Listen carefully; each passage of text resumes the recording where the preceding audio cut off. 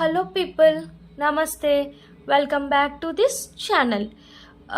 In this session I will start about the new course on microbiology. In microbiology I will discuss about the one of the chapter, it is virology. In virology there are two types of virus are present, that is DNA virus and RNA virus. So I will first discuss about the DNA viruses. In next remaining videos I will discuss about the RNA viruses.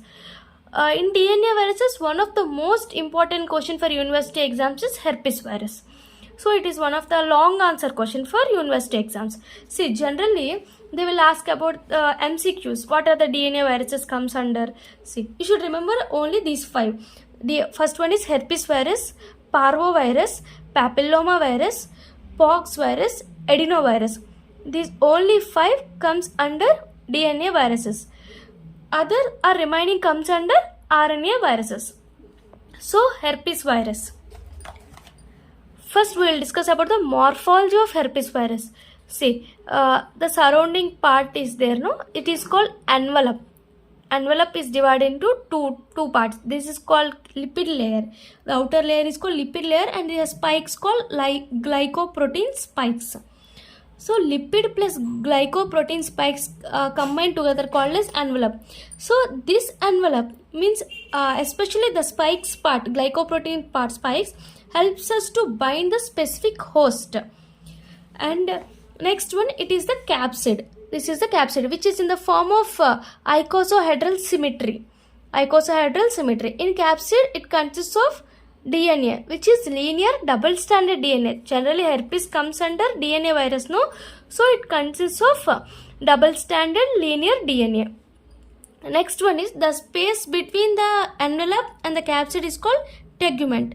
See, amorphous between capsid and envelope is called tegument. This is the morphology of herpes virus morphology. Next one, generally this double stranded DNA undergoes how it undergoes replication. This linear double stranded DNA become circular in host cell. Outside it is in the form of linear, but in host cell it converted into a circular form and then it undergoes replication in the host cell. So this is called rolling cell mechanism. In DNA viruses generally undergoes rolling circle mechanism. Next, this is the morphology of herpes virus. Next, classification of herpes viruses. There are three types of classification. They are alpha, beta, gamma.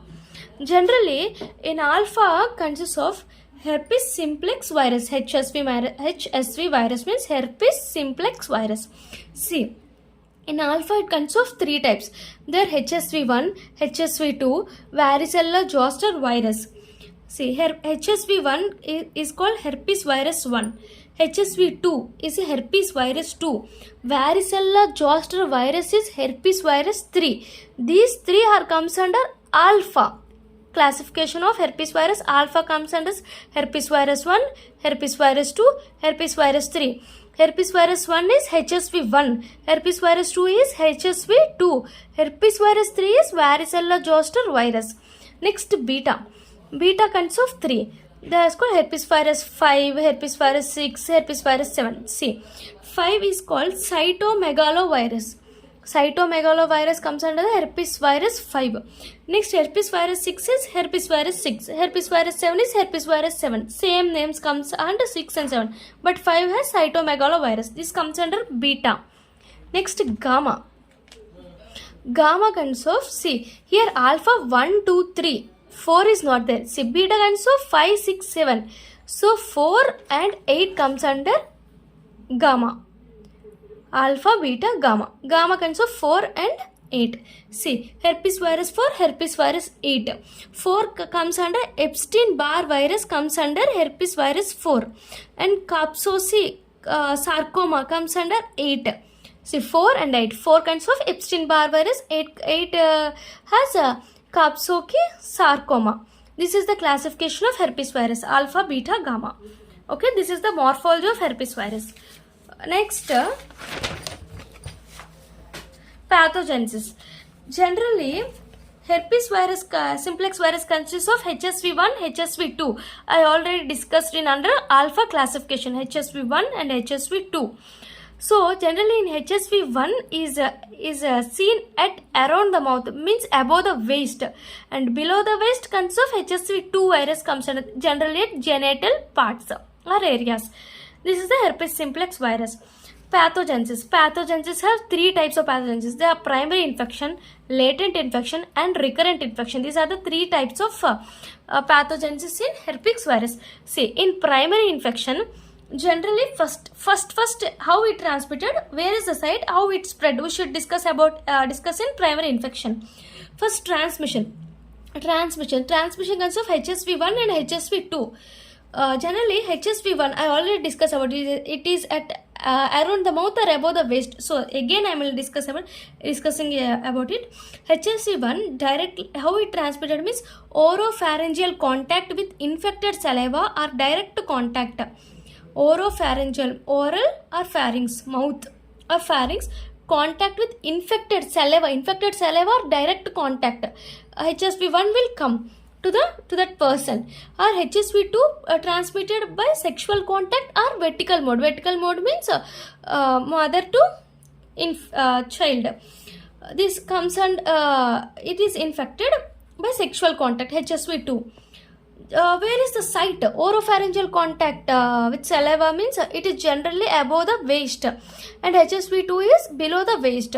How it spread? Generally both the viruses, if it come and invade into the local nerve endings, nerves are there, it invades into local nerve endings and transported by retrograde axonal flow. Retrograde, it is transported as a retrograde axonal flow to the dorsal root ganglion. This is the generally pathogenesis.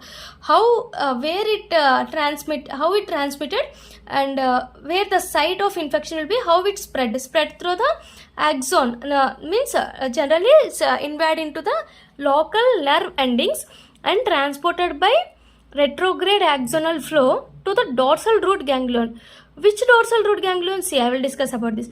A latent infection means HSV1, HSV2. HSV1 is trigeminal ganglion. Dorsal root ganglion means trigeminal ganglion. HSV2 is sacral ganglion. This is the most important line. Retrograde axonal flow invade into the local nerve endings and transported by retrograde reverse of axonal flow, then enters into the dorsal root ganglion. Which dorsal root ganglion? HSV1 trigeminal, HSV2 is sacral ganglion. This is the latent infection. In this stage no replication will occur. Next stage is recurrent infection. Recurrent infection means generally it occurs due to some stimuli. Because of some stimulus it occurs. If there is a stimulus, then virus goes back to the peripheral site. Again it back where it enters through the retrograde axonal flow. But because of some stimuli, it is come back to the peripheral state. In this recurrent infection, secondary lesions are seen in skin and mucosa. In this parts have secondary lesions.